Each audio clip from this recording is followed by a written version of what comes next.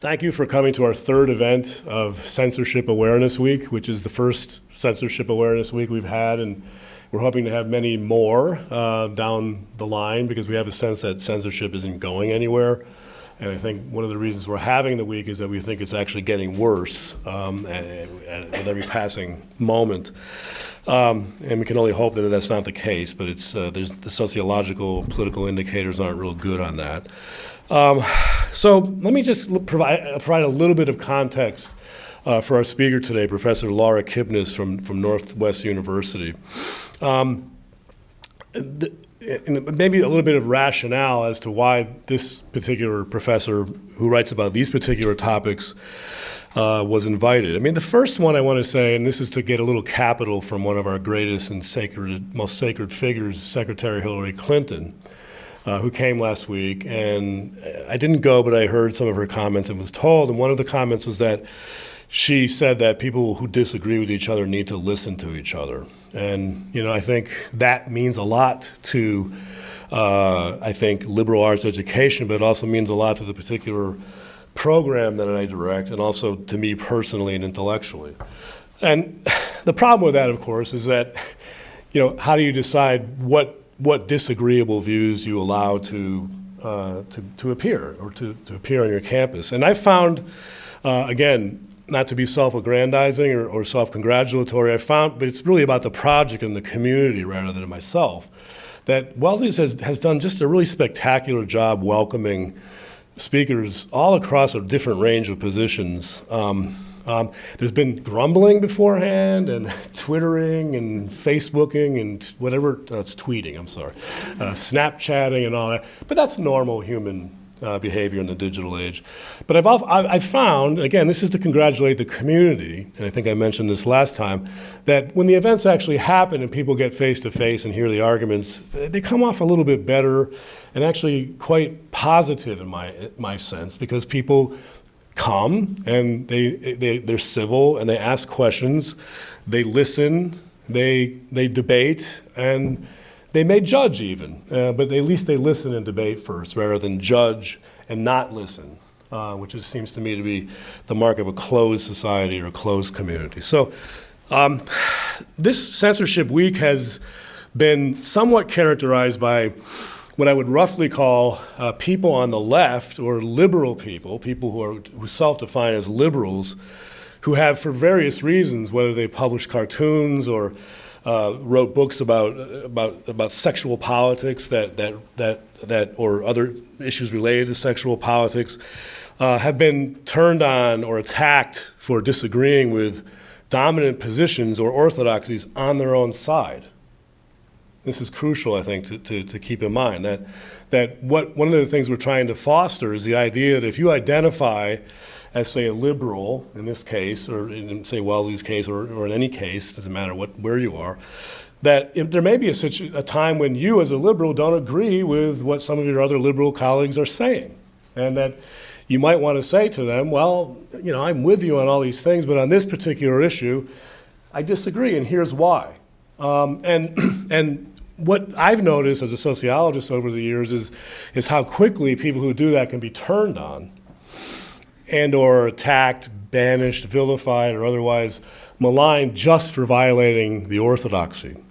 And that's a form of censorship in a way, because what it's saying is that you are one of us and therefore you can't say this. And when you actually do say this, we will treat you as if you've done something very wrong and very bad and try to exert certain kinds of processes over you. So I think I just wanted to stress that, because that's the trend of the speakers this term. We had Professor Lilla here a month ago or so, and that's another perfect example. A left-wing, dyed-in-the-wool left-wing columnist, writer, intellectual, who I actually consider to be a Leninist, because he said during his talk, the object of politics is to seize power, and then you decide what you're going to do. He said that 15 or 16 times. I finally said, well, you're basically a Leninist, because that was Lenin's first principle of politics. He said, thank you.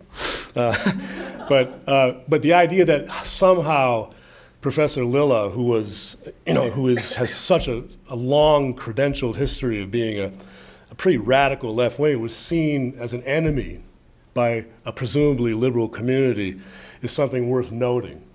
It's worth noting and worth talking about further. But anyway, back to our speaker, Professor Kipnis.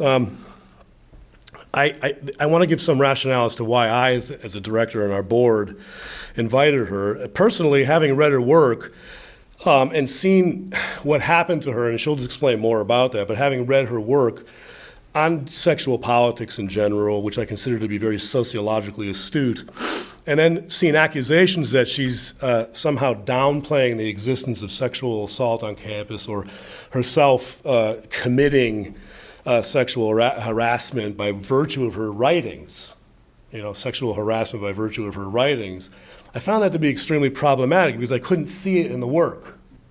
I could only see it in the accusations. So I found that accusation completely unfounded. And my main interest lay in the observation of how bureaucratic structures on campuses, which is what her next book is about and which she was going to talk about tonight, my main interest lay in the fact that I saw increasingly on college campuses, and I think all for good intention, we're increasingly regulating the sexual lives of students. It hit home strongly with me because, as I may have mentioned in one of my last introductions, one of the first things that tyrants and despots and dictators attack is freedom of speech. One of the next things they attack is sexual freedom.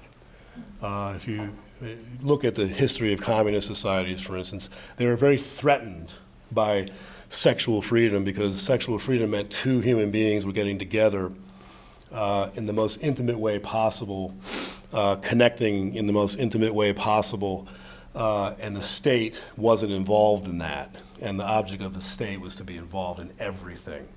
So sexual repression was a huge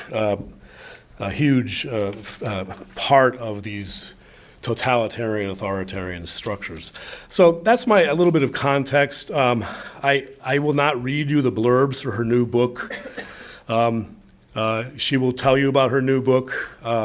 I value her, and we value her, I think, those of us who read her work, as a committed, strong feminist who has critical things to say about where she thinks certain directions of feminism have gone. And I think that's what we need more of. We need people who say, I'm a feminist, I've heard your version of feminism, and I disagree with it, and here's why. But I still remain committed to the basic ideas and precepts of what we came together over. So I wanted to just say that. So I think Wellesley deserves to hear her. I think also I'm proud again, and this is to crow a little bit more and then I'll stop, that several of our last speakers have written controversial things or have been involved in controversies and have been giving talks, but for some reason of good fortune, several of our last speakers have chosen Wellesley as the place to come to bring out their arguments first. I don't know if that's exactly the case with you, but we've had several speakers who said, I've written this, I haven't spoken yet, and I'm happy to be at Wellesley this is my first time or my first time trying out this argument to a public audience. I'm not sure if that's the case with you, but you have a book coming out in about a month, and you're here to talk about it, and so now I'm going to turn the floor over to you. Thank you very much.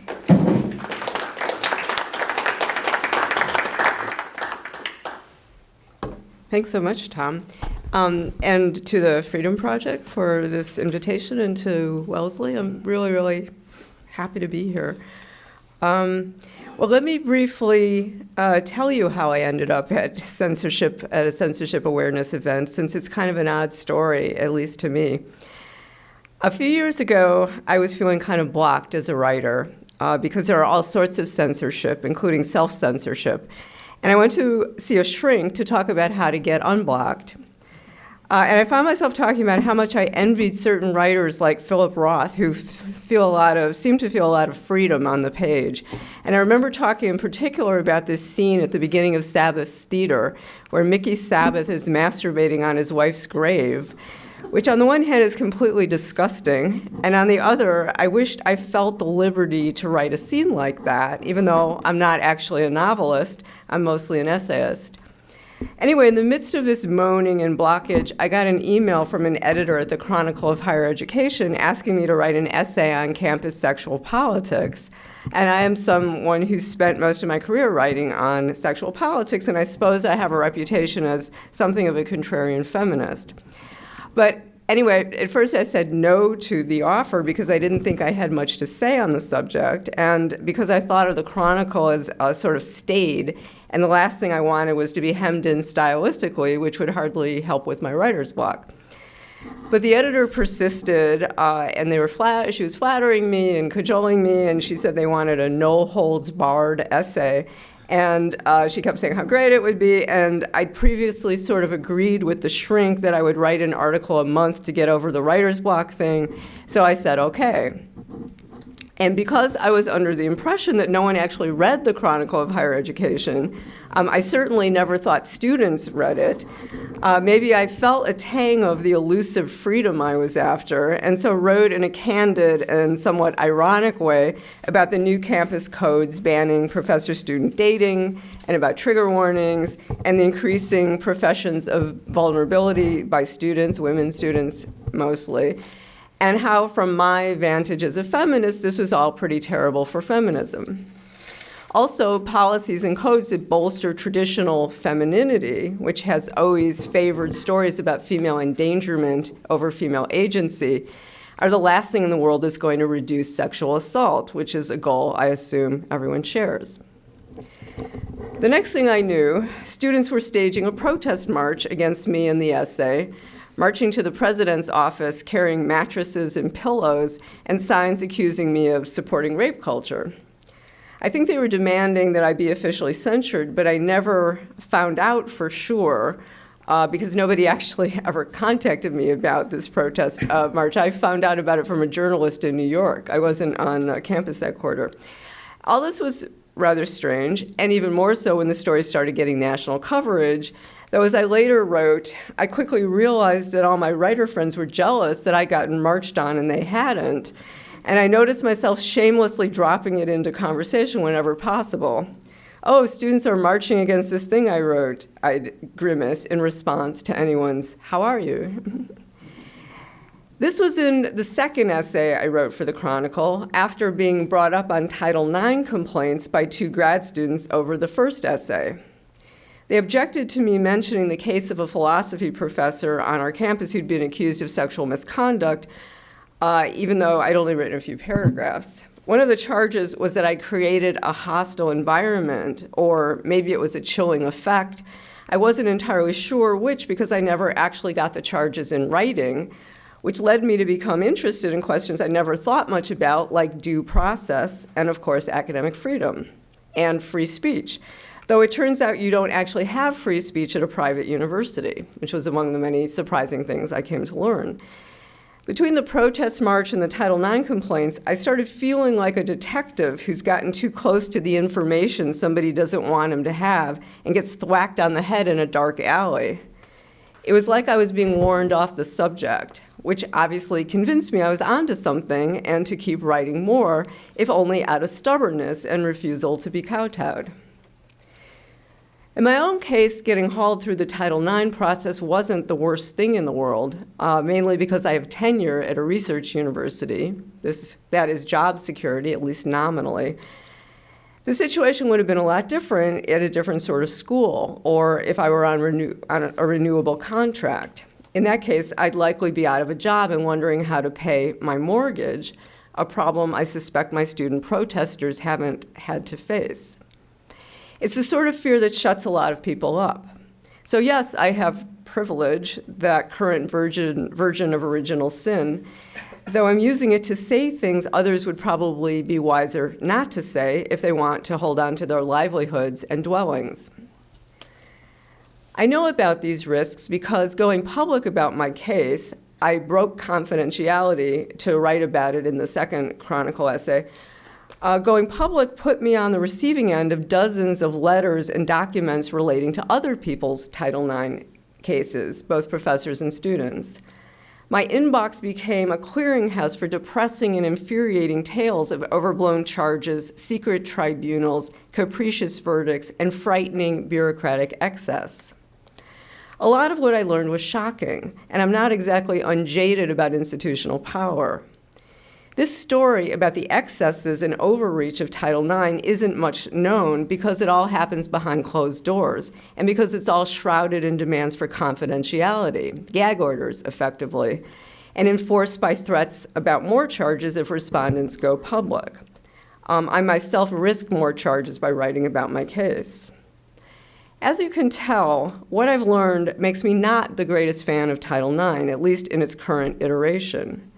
For those who don't know the backstory or what I'm talking about, in 2011, the Department of Education's Office for Civil Rights expanded Title IX's mandate beyond gender discrimination, such as funding for women's sports, which was the original intent, to incorporate sexual misconduct, everything from sexual harassment to coercion to assault to campus rape, issuing vague guidelines in the form of what were called Dear Colleague letters, a sort of faux cordiality of the over-empowered civil servant everywhere. Also demanding that campus adjudications use the lowest standard of proof, what they call preponderance of evidence, or as it's sometimes described, 50-50 plus a feather. How that feather of preponderance is arrived at, in too many cases I've learned about, is via crude gender stereotypes about men as eternal predators and women as virtuous victims. And complete guesswork, with Title IX officers surmising about what transpired in murky, generally alcohol-fueled sexual situations. I'm in no way disputing that sexual assault is reality, but I do think we need more open discussions about the vast expansion of the category currently underway and the underpreparedness of campus officials to adequately deal with the spectrum of gray areas that they're being asked to pronounce on. I know just how unprepared they are because I spent a year reading various confidential Title IX reports people sent me, along with court documents, since more and more cases are turning into civil suits, usually by male students who think they've been railroaded by the process.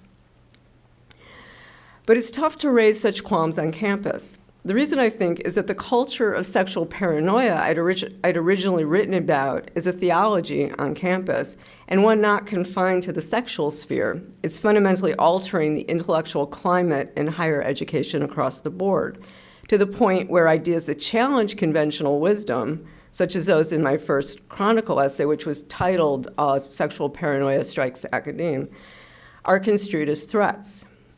And consequently, freedoms most of us used to take for granted, the freedom to write a controversial essay, let's say, are being whittled away or disappearing altogether. It's worth pointing out that paranoia is a formula for intellectual rigidity, and its inroads on campus are effectively dumbing down the place to the extent that the traditional ideal of the university as a setting for the free exchange of ideas is getting buried under an avalanche of fear and accusation. This is worrisome on a lot of levels, not least the future of democracy, which requires open debate. What is the connection between sex and democracy? Tom had some thoughts on that. Or between sexual ideology and democracy. A central component of current campus sexual ideology, I think, is that sex feels dangerous. For my generation, coming of age in the aftermath of the sexual revolution and related social upheavals, slogans like pleasure and liberation were the ones that got tossed around a lot. But campus culture has shifted. The slogans now tend to be about sexual assault and other encroachments. Stop rape culture, no means no. Okay, I know that many people will, at this point, probably want to throw a lot of statistics at me to say that 1 in 4 or 1 in 5 college students experience sexual assault. So how can we talk about liberation? The interesting thing I've been learning in my research into these assault stats is that you can find statistics to back up pretty much whatever story about sexual danger you prefer to tell. From different branches of our federal government, the very same government, you can find the 1 in 5 stat, which is cited in the Dear Colleague letter, the first one, And you can find stats that say 1 in 40 students are sexually assaulted from the Bureau of Justice Statistics. The reason, as everyone who's examined these surveys know, is that, to begin with, there's no agreement on what sexual assault actually means. It can mean anything from forcible rape to someone trying to kiss you at a party. And of course, these surveys all have different methodologies, but let's leave that to the statisticians to sort out. The point is that we're in the realm of belief here, not fact. We won't find out what's happening on the ground from the numbers, from the number crunchers. I'm sure we all agree that any amount of sexual assault is too high. But I hope we can also agree that one's view of the world, particularly if you're a woman, is going to be radically different if you opt to believe the 1 in 5 stat rather than the 1 in 40 stat. Before we leave the realm of stats, I'll just mention that the one stat you don't hear on campus is the one about the dramatic decline of rape and sexual assault over the last 20 years, off campus and on. Every criminologist agrees that violent crime has steeply declined in the US, including sex crime. And this comes from data based on the Bureau of Justice Statistics victimization surveys, which circumvent the problem of underreporting since they're not based on police reports. There's no evidence that sexual assault, as traditionally defined, has risen on campus. What's gone up are the kinds of things being defined as sexual assault, such as drunken sex, if someone later complains. And if drunken sex is defined as assault, it means that quite a lot of sex on campus has suddenly been criminalized because the definition of consent has been revised. Indeed, people can now change their minds about what was and wasn't consensual months or even years after the fact, or so say Title IX officers behind closed doors. How we tell the story of our sex lives is a political choice. Today's activists wish to define more forms of sex as assault than previous generations did because they believe campuses are rape cultures.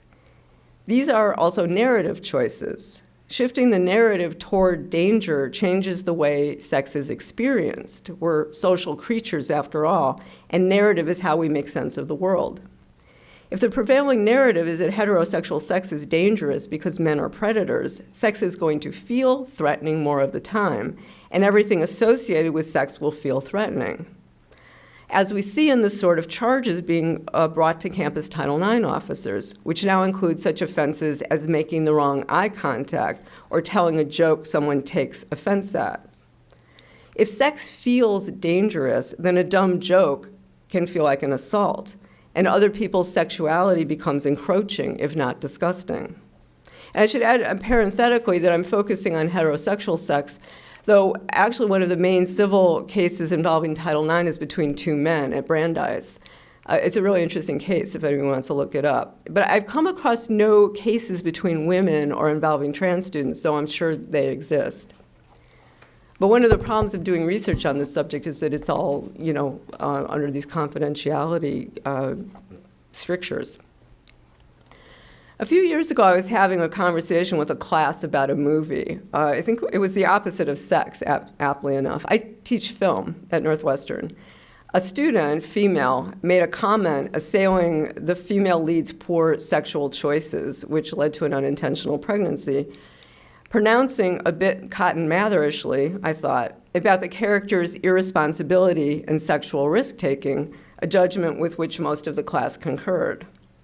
My students are all making films and writing screenplays, and the consensus startled me, first because I spent a lot of energy trying to get students to get that moralizing about characters isn't a great way to go about writing interesting ones, and second because we all knew that some percentage of the class, or their peer group anyway, were making similar sexual choices not infrequently, which is why Plan B birth control is available on demand at the Student Health Service.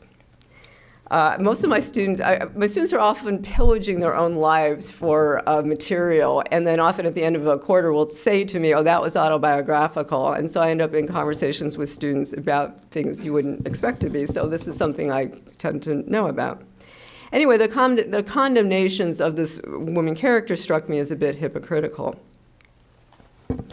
Everyone lies about sex, I suppose, but I've come to think that each generation lies about sex differently. I don't tend to preach about such things to my students, though I did say during this conversation, just to offer another angle, gosh, I feel sorry for you guys. When I was in school, we thought about sex in terms of pleasure. Your generation seems to think about it all in terms of risk. And another student, male, exclaimed, well, yeah, sex can kill you.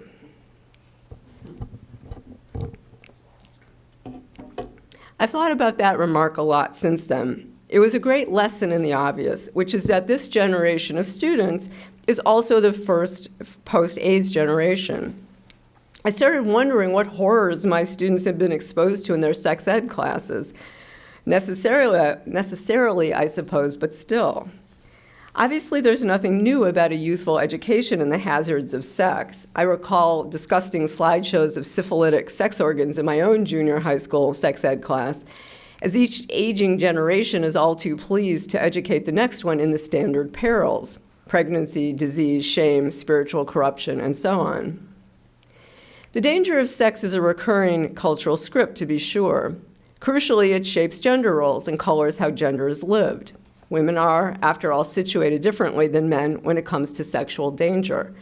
Though, according to social science research, we typically also feel ourselves to be far more vulnerable to sexual danger than we are. And I can think of no better way to subjugate women than to convince us all that assault is around every corner. Still, for my generation of women coming of age post-pill, post-sexual revolution, and after second-wave feminism had made at least a few provisional inroads into female shame and the double standard, sex wasn't exactly uncomplicated, but even when it was bad, as it often was, we didn't think of sex as a harm. That wasn't our narrative. Even sex with teachers, today's cardinal danger, was something a lot of us dabbled in without traumatizing effects. Just to be clear, I'm not trying to say that my generation's story about pleasure was any more true than this one's story about danger. There's no singularly true way of thinking about sex. The truth of sex has been different at every point in history.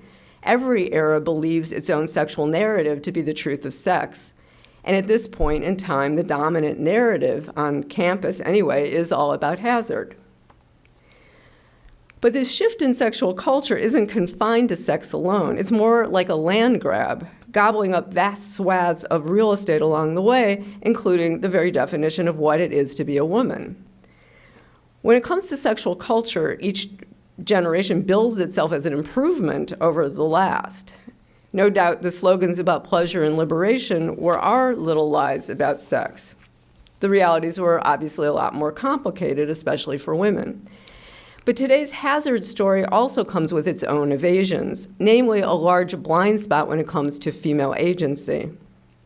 In a sexual culture that emphasizes female violation and endangerment, i.e. rape culture, men's power is taken as a given instead of interrogated.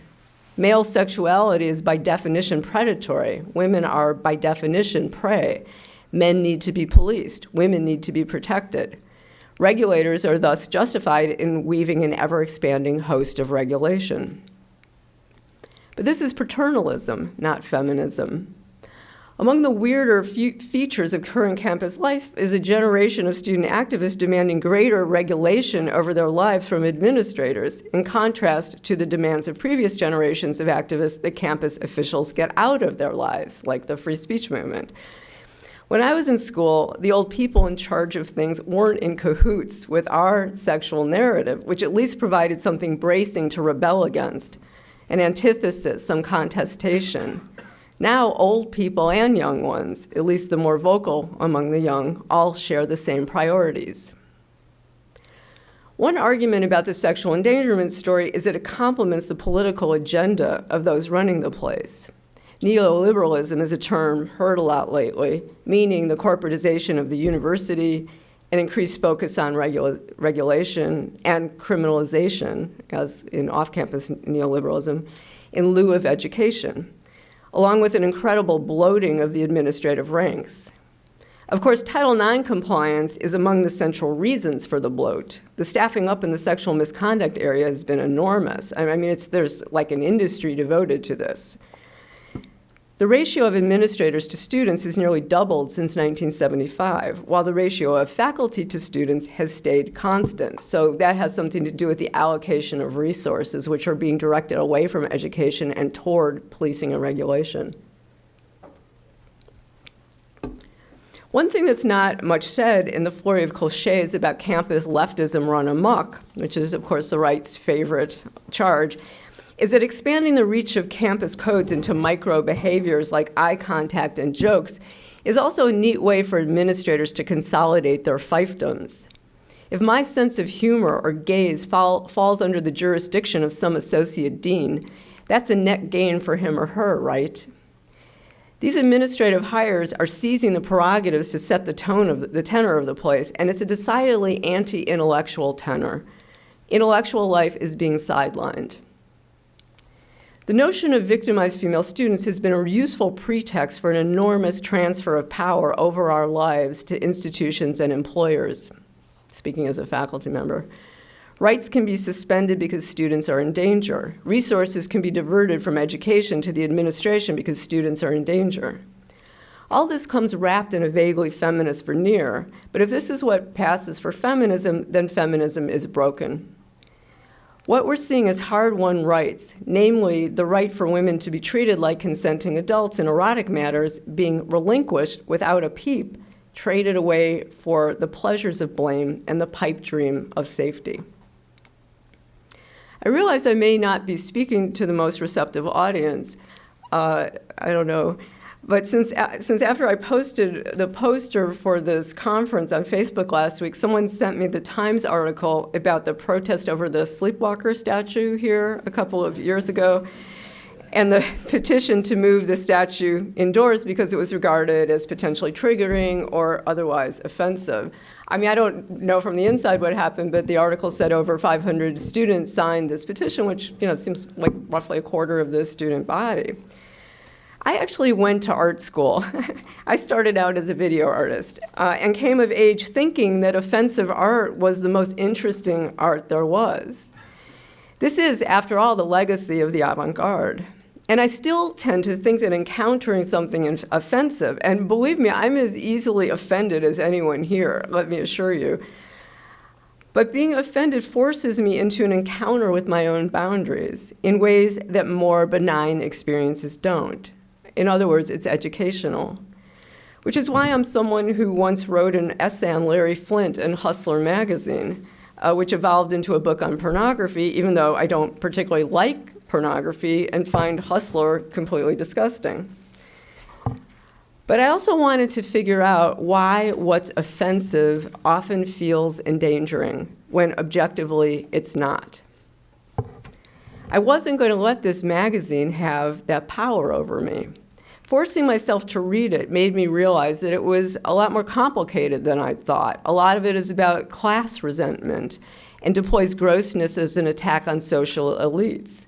Part of my own disgust certainly had to do with how steeped in bourgeois proprieties my own sensibilities are. In the end, Hustler had no power over me. In fact, I had power over it. And the same would be true of a sculpture of a pudgy guy in his underwear. This, too, is a case where critical thinking has more power than a petition.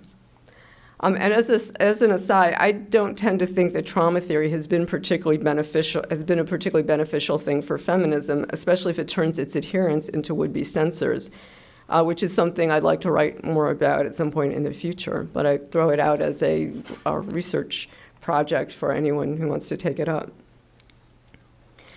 I want to conclude by saying something about the perils of zealotry. I said to Tom I would keep it short to leave time for discussion or tomatoes or whatever. But here's something about the perils of zealotry. One valuable lesson I've learned from my recent experiences of coming under fire on my campus, and something I'd wish to convey to all aspiring brimstoners and censors, is that zealotry can boomerang in unanticipated ways. Because my Title IX complainants overplayed their hand by trying to bend Title IX into an all-purpose bludgeon, I ended up meeting the accused philosophy professor on my campus about whom I'd previously written a couple of paragraphs. I interviewed him. I read the confidential files on his case, which he bequeathed to me after he resigned his position under fire. The more I learned about his situation, the more I saw it as a lens through which the current paranoia on campus comes into focus. So I ended up writing a book about his case and other cases like his that I learned about after I wrote about Title IX. And the book will be out next month, April 4th to be exact, which I doubt either his or my accusers are going to be particularly happy about, and which is probably going to cause a bit of a shitstorm. But what's life without risk? One of the things I also risk saying in the book is that we feminists have been very quick to indict the pathologies of masculinity, like hyperaggression, while a bit more reluctant to turn the gaze in the other direction, that is, on ourselves and the pathologies of femininity. For example, I know from my own students that women tossing down shots like the guys is seen as a sign of gender progress these days. But the reality, especially as far as the campus assault issue, is far more complicated, not least the fact that women tend to pass out first. The reality is that booze promotes stereotypical gender behavior, not just increased male aggressivity, but stereotypical female behavior too, namely female passivity and helplessness. Who's more helpless than a passed out woman? Let me say that I fully believe that women should be able to pass out wherever they want, naked even, and be inviolable. One hopes such social conditions someday arrive. The issue is that acting as if things were different from how they are isn't thus far working out. Nor is the self-martyrdom of saying that men have to change first and acting protectively would be capitulating to rape culture. From where I sit, that looks like the old female passivity in a slightly edgier wardrobe. And turning our gazes only to male pathologies rather than examining our own makes us gender hypocrites. It's depressing how obdurate traditional gender positions turn out to be, even in the midst of all the exciting new challenges to gender binaries. Yes, I realize I've ventured into dangerous terrain here, but something I've been thinking about, one of those middle-of-the-night, how-to-live sorts of questions, is whether I want to be someone who allows herself to be shut up by critics or backs down for fear of ruffling feathers. I decided that I don't, which actually solved the writer's block issue. I wrote this new book in like a year, which is warp speed for me.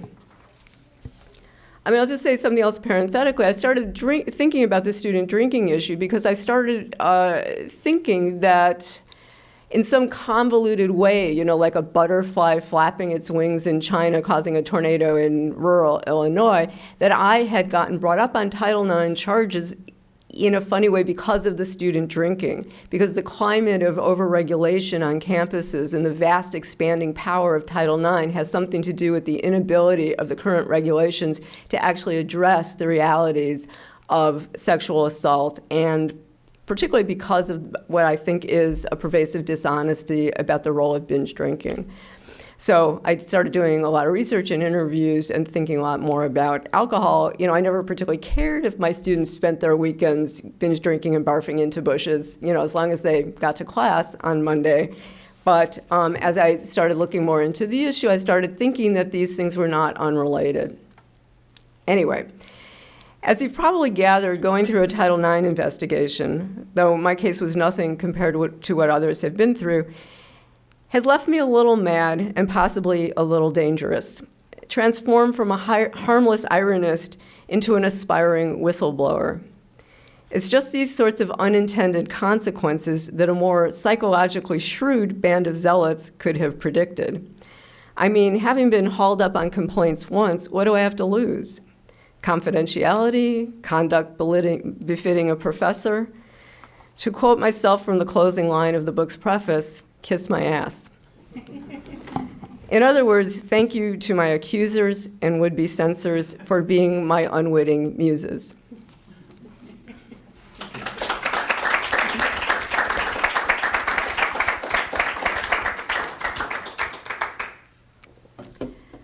You can field questions yourself. I'm happy to take questions, comments.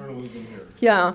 You know, as Tom said, it's not entirely a work in progress because a lot of this is coming out in a book next month, but what's a work in progress is my figuring out how to answer the kinds of objections and questions that people will have. So I'm happy to hear yours, and we'll try to do my best to, take them on. Hi, I'm Laura, I'm a student here. Over the last couple of days, we've talked about how the best way to fight censorship seems to be to talk back, to have discussion about this. The problem with sexual paranoia, to me, on campuses is that when I do try to talk about this, if I make a joke that may be considered off-color or that sort of thing, I face serious consequences for that. It could even be something as simple as people start spreading rumors and my reputation is tarnished, something as severe as expulsion. So my question is how do you propose that the students try to work against this if there is this vicious cycle of the students influencing the administration influencing the students? Yeah. It's a huge question. And, for students and everyone, one of the things that happened after these charges, against me went public was I had a lot of people saying to me, even tenured professors, particularly women, I'm afraid to speak out on these issues because I'm afraid of being hauled through Twitter and accused of all sorts of stuff, like being the center of a Twitter storm. And what was kind of interesting, I mentioned this student who had said that remark in class about sex can kill you. And just a couple of days ago, I decided to track him down. He's now working in reality TV in Hollywood. And ask him, what did you mean by that remark? Because I wanted to know, was it true, my speculation about the sex education? And he said, I'm not sure what I meant, maybe not so much literally death, but like death by social media. That for this generation, anything you do or say is all going to be all over and spread all around. I think one of the most effective ways, you mentioned getting, or potentially getting criticized over a joke, but I still do think humor and irony are, to me, the best tactics, including like as a group, like say women's comedy ensembles taking on some of these issues. There's this website called, it's called I'll try to remember what it's called. It starts with something like an R, and it's like women making fun of the sexual correctness culture on campus. Do you know what I'm talking about? No, that sounds awesome. Yeah. No, I was really surprised to see it. So I do think that there are these kinds of different approaches or experimental approaches people are taking to circumvent this. And I applaud whatever efforts you make. And I'll only just say one other thing that, like in my case, it turned out to be not such a bad thing to find myself at the center of this controversy. It wasn't planned. I kind of walked into it, unwittingly. But the result was like all sorts of speaking invites and, opportunities to write other things. So if you get over your fear and trepidation of what people are going to say, it's also like I have found in my own career, like I said, I started, in art school where I was looking at the kind of work of people like Chris Burden, who was shooting himself while, nailing himself to a Volkswagen and stuff like that. The work that really was very out there and ballsy, if I can say. So I grew up thinking risk was a sort of norm. But I've always found in my own work and career that the things that I took risks on, like I wrote this essay on Hustler magazine, and somebody later said to me, I would never have done that if I hadn't had tenure, which hadn't occurred to me at the time. But so the places where I've taken the risks have actually turned out to be, career-wise, to be a bit, crude about it, they paid off well. So that would be like a kind of encouragement to just try to follow your instincts, and take the hits if they come. And, if worst comes to worst, my own plan is to just not read Twitter for about a year after my book comes out. But I appreciate that question. Hey, do I stand up? Whatever you like. Hi. I was thinking about the kind of line that you get between information and pollution, specifically in the current younger generation growing up. This might help. Yeah, because did you say information and pollution? I missed a word. Yeah, information and pollution. It's just a kind of the fact that at a young age we need to be aware. I think the increasing awareness as to what constitutes sexual assault and what constitutes rape, and this kind of increasing awareness of women's equal rights has definitely been helpful in that over the past few generations, such statistics have seemed to decrease. But at the same time, it doesn't want to be made such that there's an overcorrection, that people are kind of pushing these stereotypes to the extremes of the victim and the aggressor, and they don't want to be kind of filled in this environment of fear-mongering, where they don't feel able to, you know, go outside on their own. Like, women a lot nowadays won't want to travel on their own. I know it's been a consideration that I've had myself in whether I should explore Europe this summer, whether it would be safe. So the kind of idea is, like, at what point should we kind of implement a system of protection? Like, how far should we take that so that people have enough awareness to respect each other, but not so much that they are constantly in a state of fear of each other? I really think that there needs to be more transparency about the cases that are being adjudicated on campuses and what's being called sexual assault. So, like, here's an example that I learned about at a Big Ten school, like that went to a Title IX case where a male freshman was suspended from school for kind of pleading maybe with his girlfriend for a blowjob. And maybe because he asked more than once, and then they broke up after this. I mean, and it went on for about 30 seconds because he realized she wasn't into it, and then they stopped it. Well, this kid was found guilty of emotional coercion, which is not exactly like in any code, but, you know, there's these codes about consent. It has to be ongoing and enthusiastic, and, you know, all of that kind of thing. So this kid, he was a freshman, his girlfriend was a sophomore, he was 18 years old, not particularly sexually experienced, and he is now more or less a lifelong sex criminal because, as you all know, the Common App asks if you've been, you know, suspended for any, you know, what do they call it, behavioral or, you know, whatever thing, misconduct thing, and you have to say the circumstances.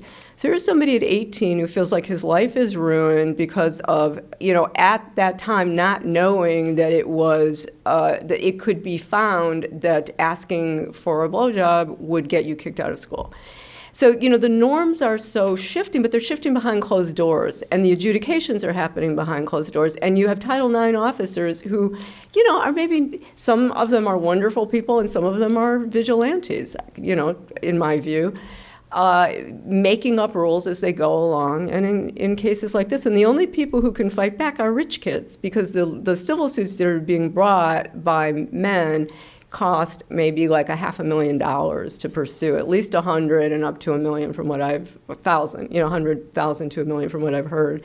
So I think that, you know, the confidentiality, I think, as with court cases, you can circulate details about charges with the names redacted, but I think there has to be a general public discussion of the way these norms are being shifted so radically behind closed doors with no public discussion about it. So I think that is the first step, is a demand for transparency of these processes and an end to the demands for confidentiality, because that's both a speech issue but also a due process kind of issue.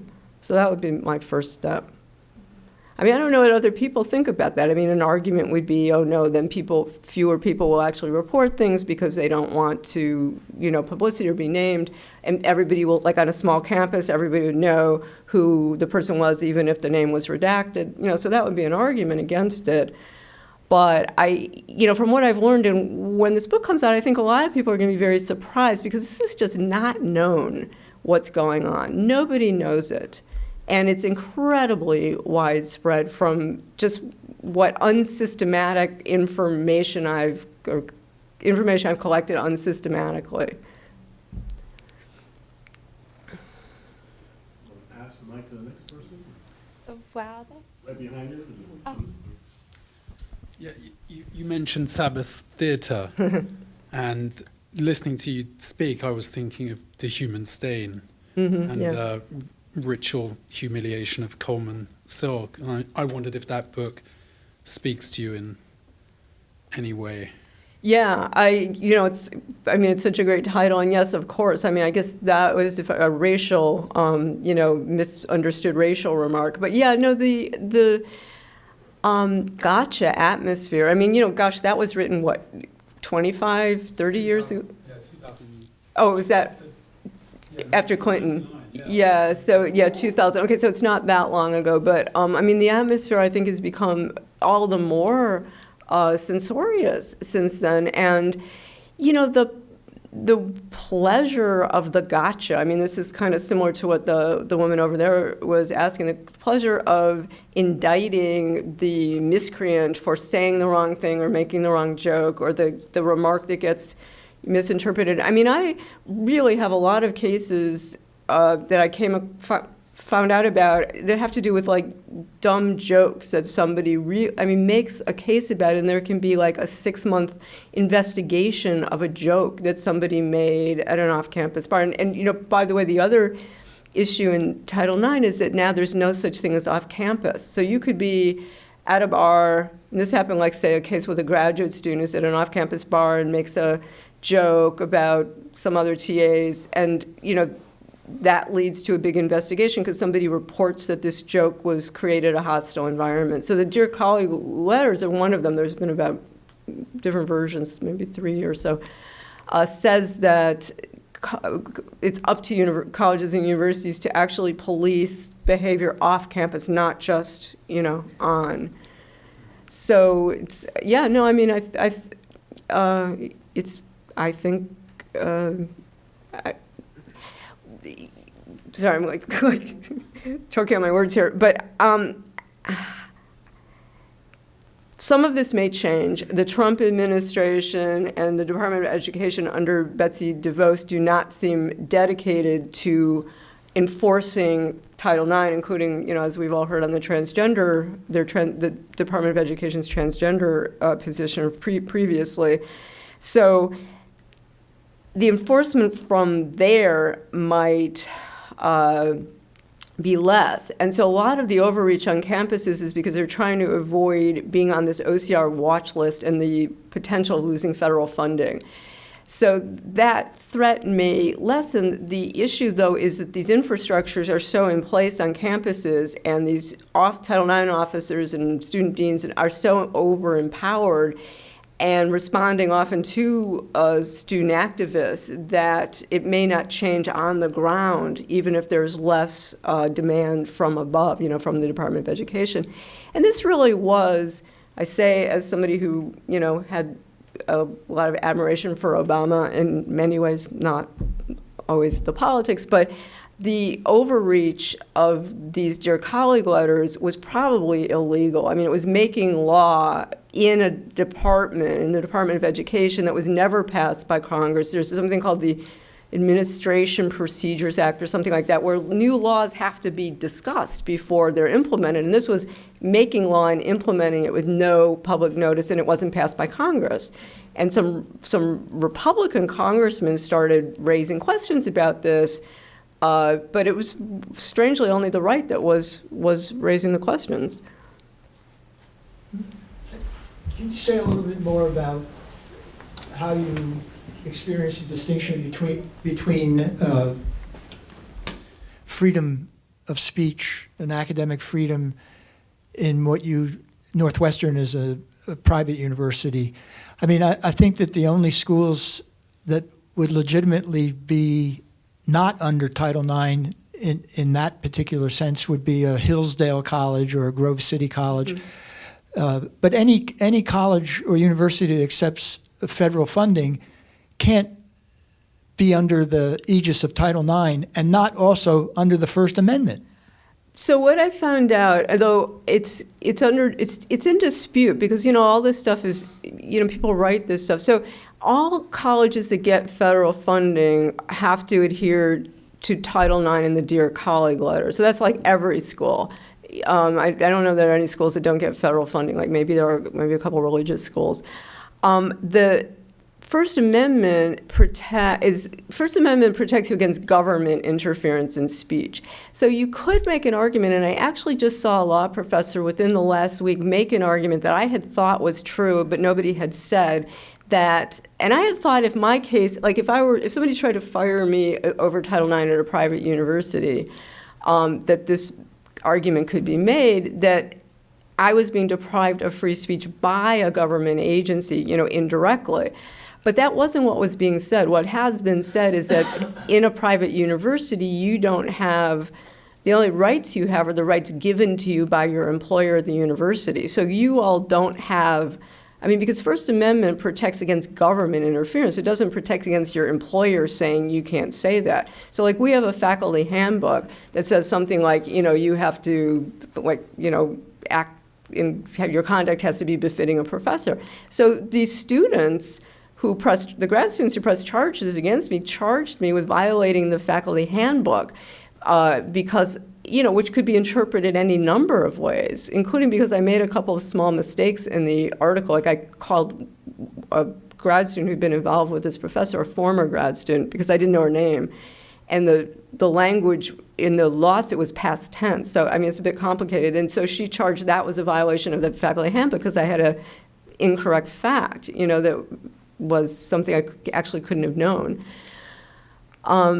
So it's very complicated, but the argument that you're making, I just saw somebody make, But, again, like all this is unfolding, and I think a lot of it, particularly if it had been a Democratic administration, this would be being fought in this would be being played out in courts. And it's the courts and judges, like this case I mentioned with the two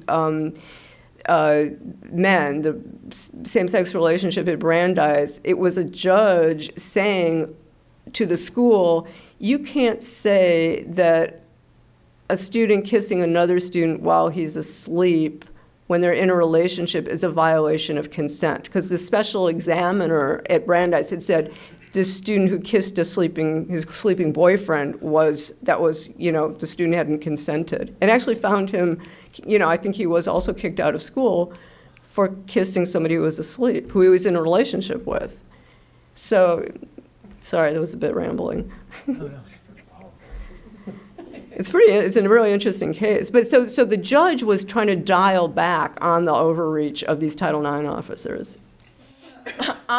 So I have like two questions, I guess. My first one is, so you've talked a lot about criticizing Title IX as like being the source of these bureaucratic overreaches that you call on college campuses.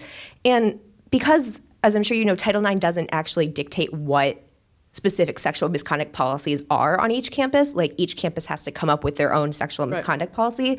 So for example, something that is considered sexual misconduct at Wellesley might not be considered something sexual misconduct at Harvard because the college has to write their own policy. So I'm wondering how that, it seems to me that your issue is more with the specific college's policies and not Title IX, which just dictates that they have to have a policy. So I'm wondering how you're jumping from I don't like the specific school's policy, which is a separate debate that we could have, to I don't like Title IX, period. Yeah. Well, it's precisely the vagueness of what the colleges have to do that has led to this overreach, because they don't know. And if you talk to Title IX officers, which I have, weirdly, since I became this Title IX poster girl, I was invited to speak to a convention of Title IX officers last year. They don't know what the hell to do. So the default position is to the default position is to overreach.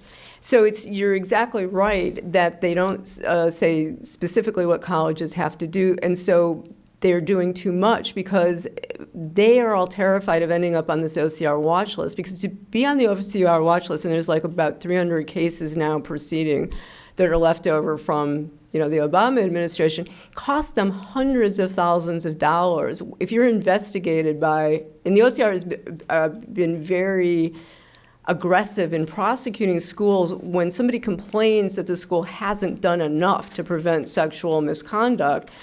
they send in a team of investigators to campus, and the compliance costs hundreds of thousands of dollars and like can take years.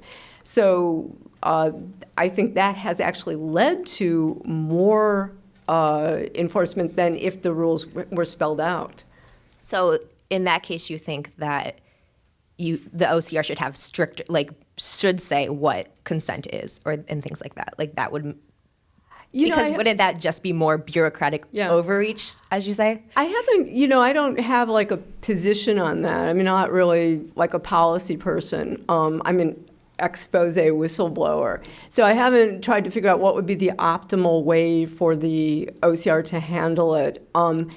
But I do know, what I'm saying is the case. I mean, I don't want to overstate what I know, but I do know the case is that the Dear Colleague letters are regarded by Title IX officers themselves as contradictory and incoherent.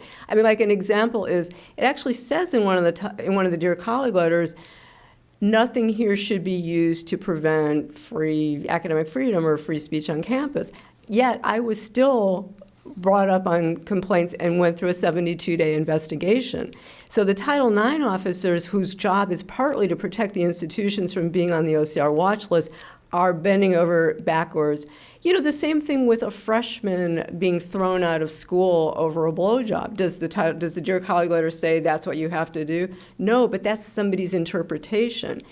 I mean, you also have, and I kind of speculated about this in the book somewhat jokingly, I mean, the people who are attracted to these positions, I hope there are no Title IX officers in the room, I mean, have a set of politics. I mean, and oftentimes it's, they want to punish male sexuality for what they see as its, egregious side. And I fully agree, a lot of male sexuality is pretty egregious.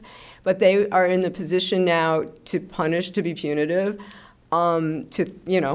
I keep going back to this freshman case, to punish an 18-year-old guy for asking for a blowjob. I mean, there's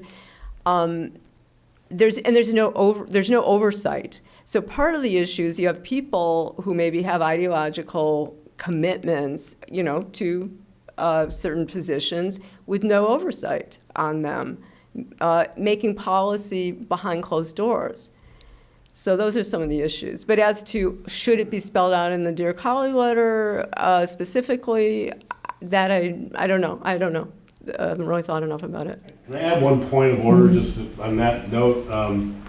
Their Title IX officers are not this homogeneous block anymore. I think there's a lot of discussion among them now based on these cases. And I just want to say our own Title IX officer I know is actively working on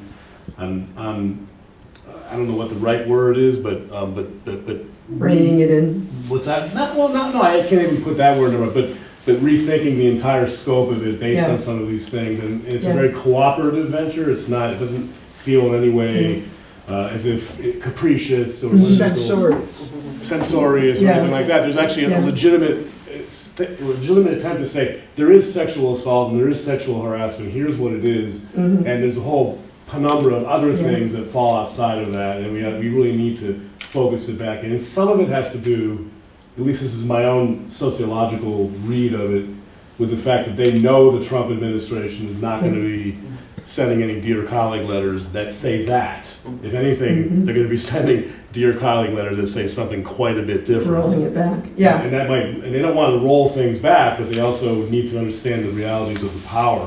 And it's actually very clear that Dear Colleague letter, this is unequivocal in my opinion, that Dear Colleague letter did more to chill speech and freedom of expression than any other act of the Obama administration. It was pure, unadulterated executive overreach and intimidation.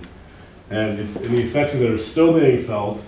And actually, the victims, real victims of sexual assault and sexual harassment are the victims of that overreach, because it was never meant to address the kinds of things you were talking about. Yeah, I think students need to know particularly that the Obama administration did this. It's not a liberal, Republican, Democrat thing. It's just what executive power does when it gets fueled by a particular ideology. It could be right or left, it wouldn't matter. It would be still dangerous. Yeah, one of the things I found out from going to this conference with the Title IX officers is that this is this group called ATICSA, who does the Title IX certification of the officers. They are very much trying to rein it in because they are warning their people that if they don't rein it in, this is going to be settled in the courts or in Congress, and Title IX will be defeated because of the overreach. So it was a kind of self-preservation tactic.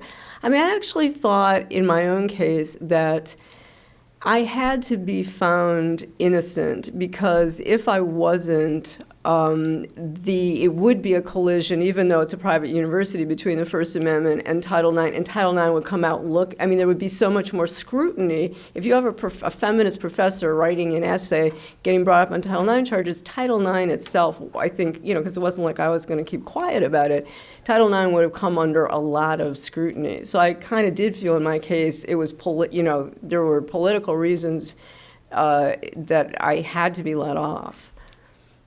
Okay, I have one more separate question. Okay. I was really interested when you, as a, I suppose, student activist, as you might describe me, I was interested when you talked about how student activism around sexual misconduct and sexual assault has led to this idea that sex is dangerous, and how you seem to talk about it as it's in contradiction to the idea of sex as liberation, and how we're moving away from liberation toward this idea that sex is dangerous, which I found really interesting because in my experience, I've actually found that sexual liberation has actually been a very big part of the anti-sexual misconduct movement, about how to have sex that, and sexual relations and relationships in general that are freer, and you have more power in them because you know what your power is. Mm-hmm. And so I'm just interested how you see that those things are opposite, when in my experience they're actually very much connected. Yeah, I don't think I would put the arrows of causality quite as starkly as you did in terms of what I was saying. So I would not say student activism has caused a feeling of danger. What I was trying to say is there's been this shift in sexual culture toward this idea that sex is dangerous, and that there's this,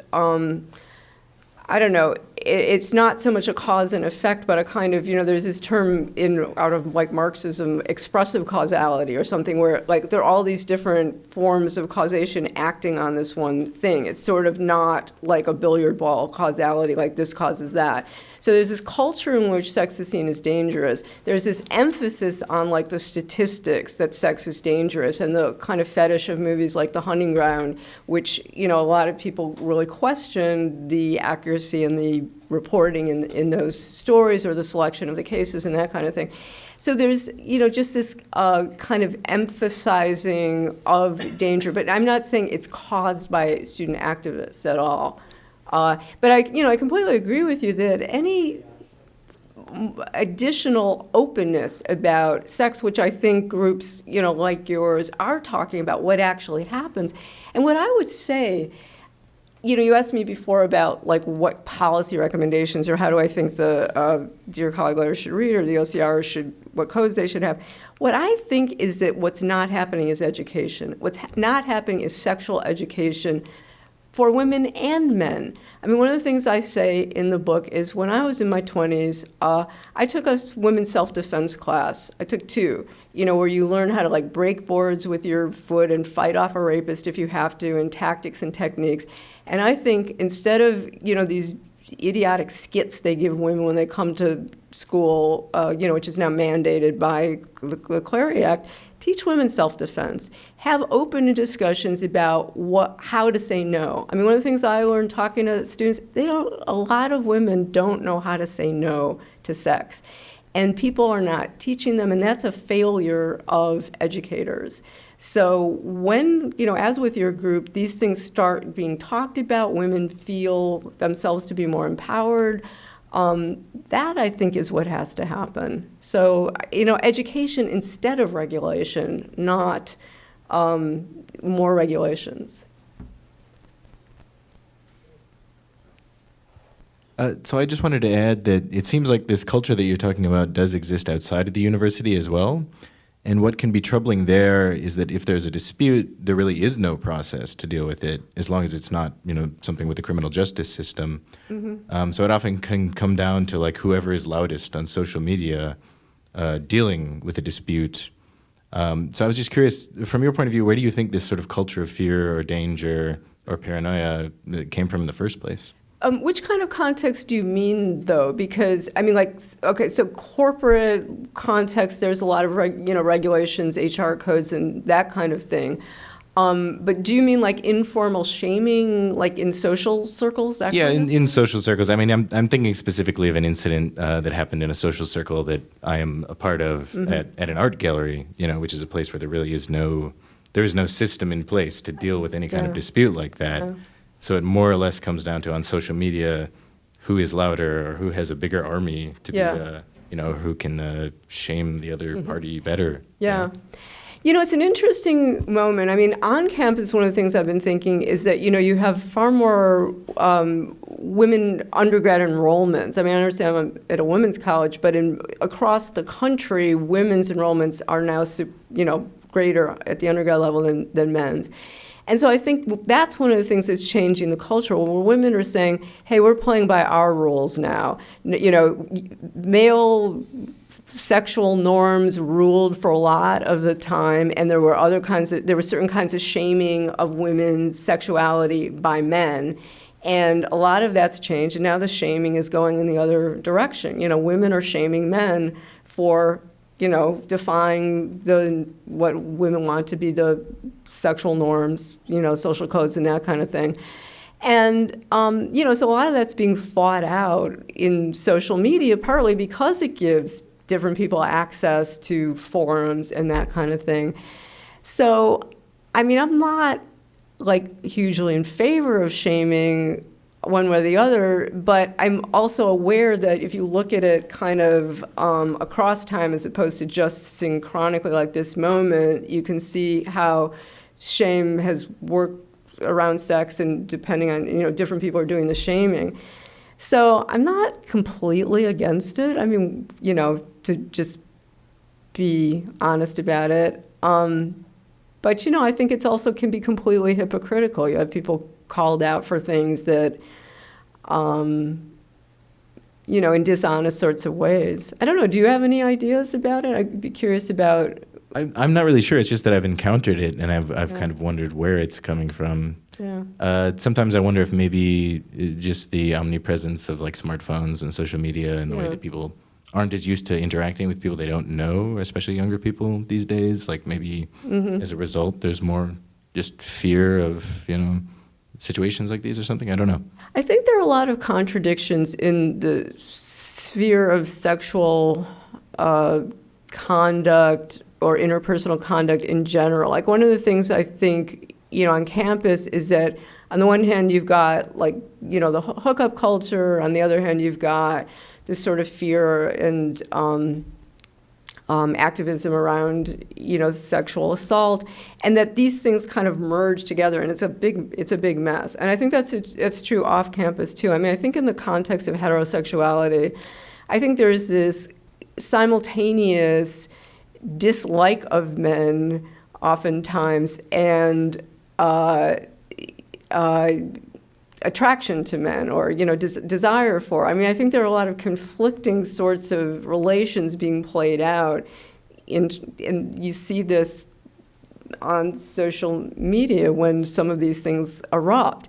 I have to say, on this subject, the episode of Girls a couple of weeks ago, where Hannah goes to the creative writer's apartment. The writer had been called out on social media for seducing a college student, if I remember, and because the college student had written about it. And that's, happened a bunch recently, that you have writers who, go on tour through college towns and sleep with people, adoring fans along the way. And then the adoring fans are turning the tables and writing about these experiences in social media or, on blogs or websites. And I thought I don't know if people saw it, it was an incredibly interesting episode because Hannah herself starts out in this kind of social justice warrior thing position toward him, she's written an article calling him out. And then she finds herself also kind of seduced by his charm, not fully seduced, but they end up laying down in bed together, and then he does something gross. But I thought it was one of the most honest things I've seen, because it talks about the ways that women's desire too for like recognition by a famous writer or whatever connection with somebody you admire, plays out over, in this situation. And so I don't think there's often a lot of honesty about the conflicting kinds of emotions in these situations, if that makes sense. Anyway, if you haven't seen, I recommend that episode to everyone, unless you hate Lena Dunham. Hi. I thought what you said about trauma theory was really interesting, and I'd kind of like to talk more about that, because I actually, I have this experience where I went to a safe space meeting with a friend where a bunch of people were there talking about how to make their arts community safer, and my friend was asking them to define what safe space was, and she was kind of criticizing them for not having a clear definition of what rape was, and it's an ever-changing definition of rape, and so she said in front of the group that their definition of rape was subjective or something like that, and the reaction that she got was two women jumped up and yelled that they were triggered and ran out of the room, and the meeting ended. And I just thought that was a very powerful thing that I saw, and I'd like to try to figure out a way to explain exactly what was happening, while also being considerate towards people who actually do feel like some type of PTSD, because I don't, and I don't feel like I can truly have empathy for how that feels, but I'm also not positive that they really did either. Yeah. Yeah, that's the problem. I make a sort of, I wouldn't say quip exactly, but analogy in the book about trauma is the analogy is like a virus. It's something that you can catch from bad sex. It never goes away. It's supposedly there with you for life, but it's also disabling. And I mean, I guess the cynic in me says, isn't this a learned response rather than, it's not like you're diagnosed with trauma, but it's that you learn that you have it, or you're told that you have it, and then you keep experiencing the symptoms of it. So there's something that just seems profoundly disabling to me about the ethos of trauma, which is you can't ever get over it. So thus you have to change the environment, you can't be around people who are going to talk about a rape or even the definition of rape. And women who are not going to be able to make their way in the world outside of mostly the college environment where people take this seriously, if you can't, be in a room where somebody's talking about a controversial subject. My students are making films. A lot of them want to go to Hollywood and, be in the industry. But if you tell me you can't sit through a movie that has, some tough subject matter, how are you going to go work in the movie industry? So you're disabling yourself. So that's partly my objection to trauma theory, that it also, the threshold has really become lower for the kinds of experiences, I guess, that would be seen as traumatizing. I've had many students, not many, okay, some students, come to me and say, I've been diagnosed with PTSD over a relationship breakup. So I think it's very common as a diagnosis now. I think social workers, shrinks on campus are telling students they have PTSD, and it's not in any way helpful. And the other thing is, here I'm going to say something else controversial, since you've all been so nice and nobody's thrown anything at me yet. This language about survivor, I think is part of the issue. And I understand some people will say using this term, makes me stronger, or I don't like the word victim, people who've had sexual assault experiences. But it also turns a bad experience into an identity in ways that, again, okay, when is that going to stop being the thing that regulates your life? So just on a self-help level, I don't think that it's necessarily helpful. But, there's a lot of cachet to trauma now, and claiming it as your identity gives you a platform to speak about. Gives you a politics. It gives you a community. So, again, cynically, I mean, there are sort of weirdly benefits to trauma status. Hi, my name is Serena Liang. I'm part of the Freedom Project, so Adam Smith Fellow. So thank you, Professor Kipnis, for coming today. Oh, call me Laura. Oh, Laura, okay. Thank you. So I have a male friend at a university in which he had what was then like consensual sex with his girlfriend.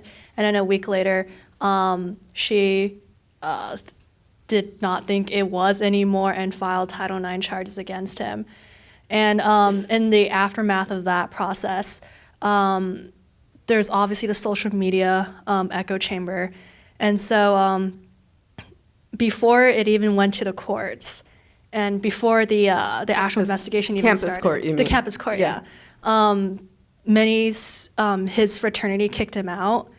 And there were other societies that he was a part of that issued statements saying that, we do not allow people who perpetrate sexual assault to be associated with us, et cetera, et cetera. And so basically, before anything could be even resolved or investigated, there was demonization going on. But on the other hand, and that demonization is not called out for by people because they fear they will be, guilt by association, like enabling so-and-so. Yeah. But then demonization of the victim, as in like, oh, but she, she agreed to it initially or whatever it was, it gets called out as victim blaming, or even like some discussion about her previous sexual behavior that was similar would be called like slut shaming. So I'm not sure, like, how do we, from my perspective, this seems like a dichotomy and a double standard. Like, how do we move past this? Because this is kind of a To Kill a Mockingbird situation for the person who's being accused. Yeah, no, it's, I mean, I've heard of so many cases like that, and it's horrible. I mean, even the very public case about Emma Sulkowicz at Columbia, once the other side of the story came out, when the guys, gave his side of the story, it was in, one of the, I think it was Huffington Post or something like that, you start seeing it was a more complicated situation. On the other hand, the people who were on her side, I think we're never going to see it that way. I mentioned, seeing my own students, the moralizing of my students, just even about this movie character, just strikes me as a different tenor than I remember from when I was in school. There just really does seem to be a kind of pervasive moralizing at this moment, at least, in my experience with students. So I guess there just has to be within that generation, your generation, to those of you who are, younger people, pushing back against it. Because also, more formally, the due process issues are not being addressed. So like on my campus, there just was, at Northwestern, an issue where there were anonymous accusations of date rape, drugging against a frat, against SAE. And there were no names of anyone known. I mean, there was an anonymous phone complaint. There was, again, a student protest march to kick the frat out of campus.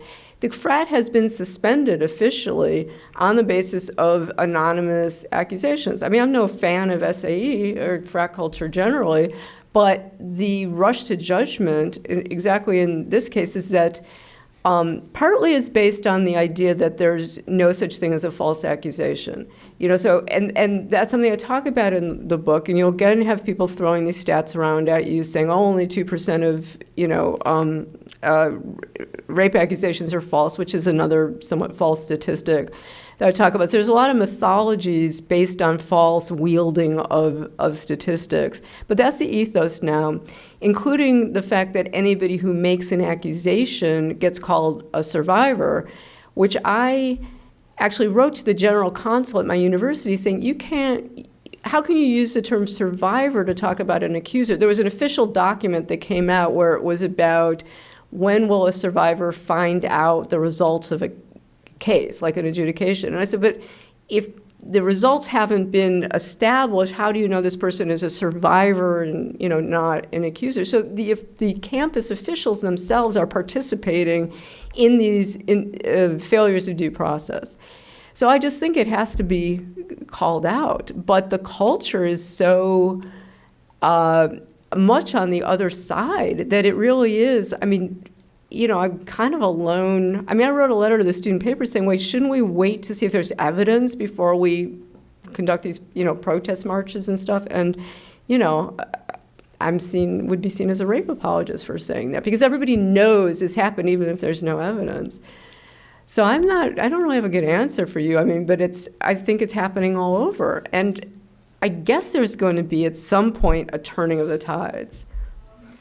Do you think that college campuses are the place to prosecute or hold these rape allegations? And I'm conflicted in the sense that I don't necessarily think that they are for multiple reasons, including conflicts of interest, such as reputation, reputational status. But from my understanding, and correct me if I'm wrong, rape as a crime, while we want it to be prosecuted within the formal justice system, there's the crime of rape itself is one that has very little evidence to it that our current justice system can adjust for. Mm-hmm. So it seems like a natural evolution from a failure of a formal justice system that we came up with an informal kind of justice court to it. Yeah. So I'm just picking your head about this. Yeah, no, there's that. There's arguments on both sides. I mean, the argument for it being handled in the legal justice system, is that if it's actually rape, and I'm an old-fashioned person on this. I think that means forcible penetration or, forcible sex is rape. The consent issues, I think, are more the gray areas. If you have sex with somebody who's unconscious, that's rape. But you're right about oftentimes these things happen in private. One of the arguments about going the campus justice system route is that it's quicker. Things can linger on for years in the courts. But the other thing is that there are different standards of proof that are being used. There's this lower threshold of proof on campus. But, I think that the campus, the Title IX officers are just not equipped to do investigations. And the other thing is this is something I wish I'd written about in the book and I didn't. In courts where you have somebody cross-examined, you have what's called an adversarial legal system. And it's thought that an adversarial system is actually better at producing facts. Where you have in campuses what's called a single investigator model. You've got one person doing the investigation, writing the report, pronouncing the judgment. Usually somebody else decides the penalty, but the single investigator model is going to be subject to all the shortfalls or prejudices or whatever of that single investigator. So that's one of the arguments I think against the campus system, is that it can be incredibly biased and there's no oversight. And the procedures, we talked before that there's no procedures dictated that are universal, national. A lot of colleges won't allow a student to present a defense, like an accused student can't present text messages that says, I'm coming over and I want to have sex with you, or whatever might mitigate the charges. So it's just, it really is a big mess. And what you've said is sort of getting at that, but part of the reason it's a mess is that more and more and more things are being called, sexual assault. A very quick follow-up to that, if that's possible, is the fact that kind of where does this leave us? Where do we stand in this issue? Because, like, it seems that status quo, the informal system has like great problems with it, and the formal system also has great problems with it. So that I had a friend who was sexually assaulted, raped on campus at UMass Amherst, and first went to her student dorms, and they did nothing about it, and he was on her floor. And then went to the police, and they said, well, they basically said you were wearing something slutty. Really? Yeah, during the party. And so she ended up having to transfer back to UNC Asheville. And so, like, it seems like No. status quo, like, where do we stand Yeah. on the issue? I mean, I guess we go back to what I was saying before about education. I mean, I just think, women have to be trained, taught, educated to deal with these situations as they're unfolding. So rather than the redress, the happening after the fact, when there's already been this thing happening, like at this party, whatever it was that happened, I would like to see students have more techniques in the moment to fight off a perpetrator, to not go to the, back room with the guy, or, whatever it takes to not have the thing happen. And I know that there's a lot of sentiment about we can't, it's capitulating to rape culture to, say the woman is in charge of, making sure the thing doesn't happen. But I mean, it's hard for me to see that self-protection is not in your own interest. Yes, male culture should change, but just in case it doesn't, learn to deal with these situations more adequately. And I think we're not doing students any favors by not teaching them the types of situations that they might find themselves in. So I guess that would be my best hope for some change. I'll make it quick. But first of all, I hate Lena Dunham, and I liked that episode of Girls a lot. Originally, my question was going to be a lot like your question, but now I'm going to kind of respond to your response, which is that even though I have definitely heard the point of view that you're saying of, it's contributing to rape culture to focus on giving women things that they can do to prevent it, I would say that doesn't mean that people aren't giving women things. I think women are actively learning those things. I think it's a misconception that, in a lot of contexts, I would say that having a focus on that has a lot of problems. That doesn't mean that I'm, going out and trying to get completely wasted and allowing myself to be vulnerable. I think that I would say most of my friends, most of the people I know are very much aware that they have to take steps to protect themselves. And one of the problems is that they are, and that's not enough. And so I would say also to people who've raised, like, where is this fear coming from? I wouldn't say people are getting the fear from the 1 in 5 statistic. I think the statistic that scares me is the majority of my close friends have been assaulted. And I'm not saying that's a representative statistic of America or anything. I'm just saying that in my experience, if I were to poll my close friends, I would say that they were assaulted, not just, someone kissing them while they were asleep.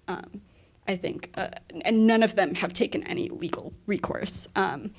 But so I would say that there's kind of, while I agree with a lot of what you said, I think a lot of it, I think is, I don't think that's true, that people are getting, that's where the information is coming from, is from the statistics or from this culture kind of intangible idea. I think it's coming from personal experience. So yeah, I would, and I definitely think what you're saying about statistics being not being totally statistics are complicated. I think that's really true, but I do think that fear comes from personal experience, and I think that I just would say that the majority of people I know, and again, that's not representative, if they have, I think, a lot of the fear that you're talking about, that's where it's coming from. as opposed to Yeah. culture. Well, I want to ask you something. If you were, in charge of the educational system, I mean, if you were able to do like redos with these friends in these situations that they found themselves in, what would be a way of preventing those assaults from happening? I would say, and this is not true of all of them, but I have a couple of friends that I'm thinking of in particular where genuinely, if you asked the other guy, he would not think of it as assault at all. He would be totally shocked. And again, often that's because maybe someone wouldn't characterize it as assault. I'm saying, and again, this is coming from my friends, so I have their side of it, and these are just very specific examples. I would say legally it actually would, from a strict legal perspective, they were assaulted, and yet that would never have occurred. So I do think that even though, there's this culture of shaming people who are accused, not even convicted, you still have to, I don't know that that's the majority of the culture. That's certainly a very loud part of it, but there is also the other side of it. And that's the side that those particular offenders would be on. So when you say assaulted, I mean use of physical force? Physical restraint in order to make someone have sex with you. That's illegal. I mean, so that, aside from physical self-defense techniques, I guess, or somehow not finding yourself in that situation in the first place, it's hard to think how, yes, men shouldn't do that. We know that. But in trying to think about, as opposed to punishing it after the fact, preventing it from happening in the first place, that's something I think that we all have to think about. How could that not have happened? But how would that have been prevented to being physically restrained? Again, certainly not blaming anyone, because it's a horrible situation to find yourself in. But with the knowledge that this kind of situation happens, often, I guess, what kind of education can we give to people to not get themselves in that situation? I still don't know what you mean by that situation. These are, I didn't mention situation where this. you're vulnerable to being assaulted. So just a situation where you're having sex with someone, who happens to be bigger than you. These are both sober maybe I should give more context. Sober situations. My friends were either in a relationship or with someone that they had known for a long time. These are not in an alleyway. These are just, they were with someone who they thought they could trust and they were physically overpowered. So I don't know what you mean by situation. So one of the things I've tried to figure out as I've been writing about this issue is actually this. What are we talking about when we say assault? So you're saying somebody's having sex with someone, but who then holds them down and does something they don't want to have happen. Is that right? Yes. Yeah. It's a really good question. How do you stop once?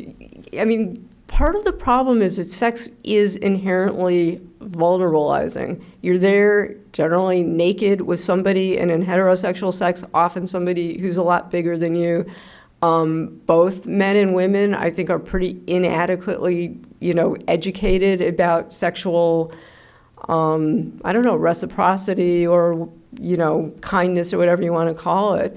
So it's a real problem. One of the question marks is, can we expect, this is just, I'm thinking out loud here and I don't know the answer, can we expect any outside adjudication, whether it's a Title IX officer or the courts, to deal with cases of sex gone bad? Is that something that has to be negotiated on an interpersonal level, or can we expect some redress for that? And if we want to say we're going to appoint a body to oversee bad sex, how would that work? What sort of body are you going to take the bad sex case to? So is that assault? If you're there naked with somebody who, you've made that decision to be naked with the person, I guess the thing that has to be taught is better communication, better assertion in those situations. I still, I agree with parts of what you're saying, and then I think I just think that that's, yeah. I I don't know. I just Yeah. disagree with that. I don't know. Yeah, I mean, to be honest, I don't know either. But I mean, I also know that it's incredibly common. So, I mean, my question mark becomes, I think that at some point, realistically, maybe you have to say to yourself, that was a bad experience. I didn't like it. Maybe it wasn't a crime, but it's something I'm not going to do again. I'm not going to see that person again. I'm not going to get myself in situations with X type of person again, something like that. I think I could have given you a scenario where I would understand that. I feel like the scenario that I gave you is like, that's clearly illegal. Like, if you're talking about in general, you have a bad sex experience, if you're responding specifically to the scenario that I just offered you, I think that doesn't make sense from a legal perspective, from a moral, I don't think that makes sense to me at all.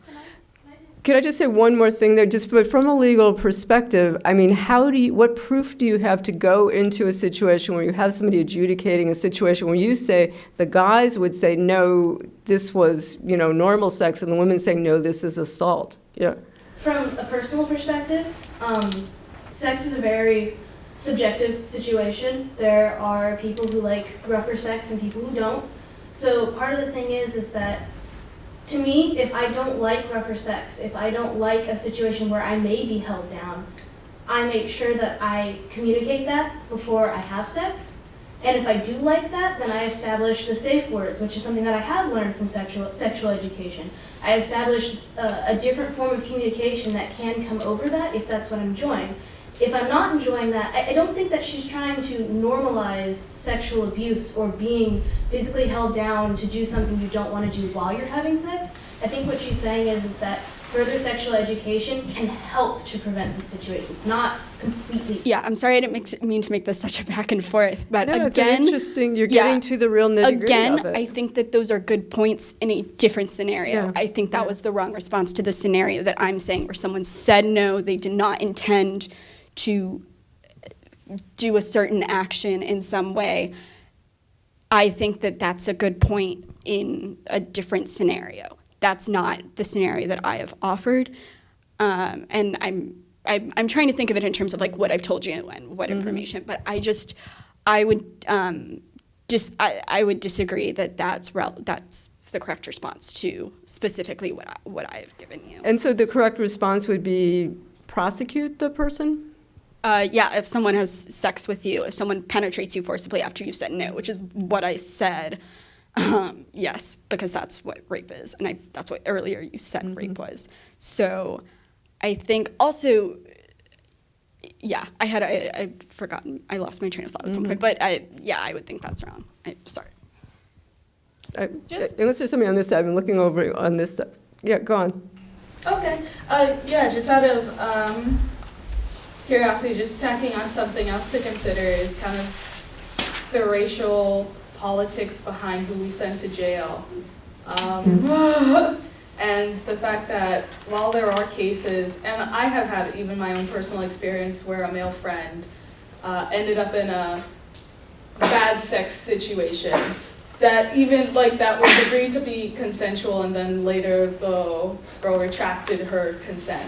So I've even had those experiences, but similarly, they're with the Stanford rapist getting 6 months, and with I remember a case farther back, and it blew up where the news reporter was saying well, these boys have a long future ahead of them, and we don't want to ruin that. And so, kind of how there's certain kinds of rapists that we don't want behind prison bars, And others that we do. So yeah, no, I mean, any focus on criminalization is going to target minority men. I mean, that's certainly what's happened. In fact, one of the interesting cases, there's one case pending against the OCR itself by an athlete named, I think it's Grant Neal, who is at University of Colorado, Pueblo, who is having a consensual relationship. He's black. I don't know the race of the woman, but there's something in Title IX where you can lodge a third-party complaint. So this woman, he was an athlete, she was, I think, sort of maybe on the training staff. A friend of hers noticed she had a hickey on her neck.